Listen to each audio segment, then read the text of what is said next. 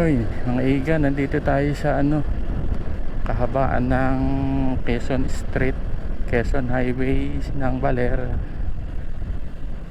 Diretso tayo hanggang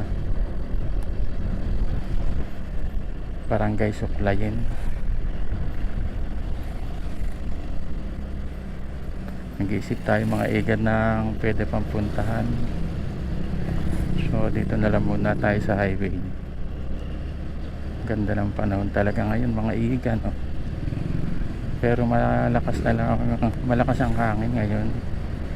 Parang kahapon ang lakas, pero ngayon hindi naman naulan. At least makakapamasyal ka, makakapag-rides ka dito sa bayan ng Baler.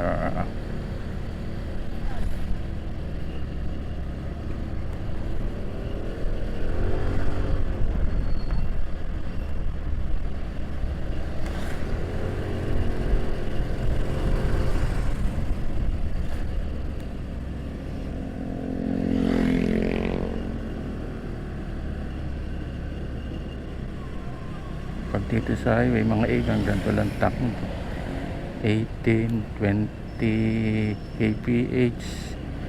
Swerte mo na pag naka 40 kph ka rito. Ang dami na kasing mga sasakyan dito sa Baler, kaya crowded na rin ang kalsada mga igan pag gantong umaga hanggang maggabi. Kahit gabi marami na ring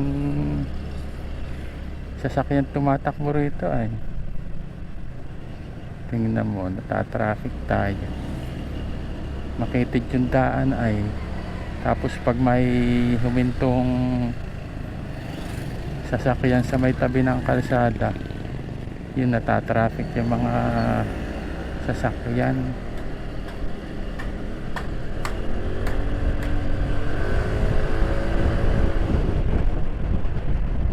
Kaya yung kahit pa paano overtake tayo. Nakakati yung ilong ko mga igan na dinapuan yata ng insekto. Isinalan natin, sinagbabalag tayo. Nasa tapat tayo ng Jollibee. Wala naman tayong pera para makakain. Sino kaya maglilibre? Wala. Hirap din mag-motovlog mga igan. Pero mo, kausap mo yung sarili mo para kang uto-uto. Tapos iisip ka ng sasabihin mo. Hoy, may mga arko na pala rito mga igan. Malapit na kasi ang Aurora Day. Ano bang araw ngayon? 7, 8, 9 February 9, malapit na February 19.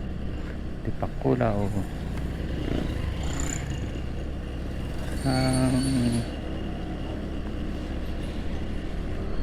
So di tayo pinara ng mga polis. Naka-chinelas lang tayo mga igan. Wala tayong pambili ng sapatos. Oh.